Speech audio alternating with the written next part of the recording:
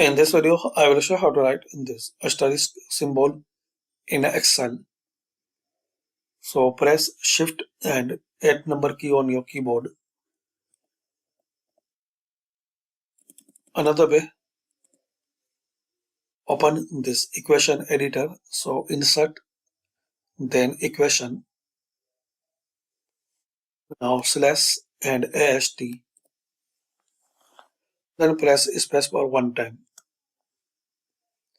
And another way, insert, then equation,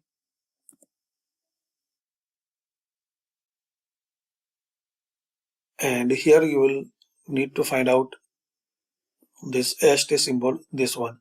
Select it. Thanks for watching.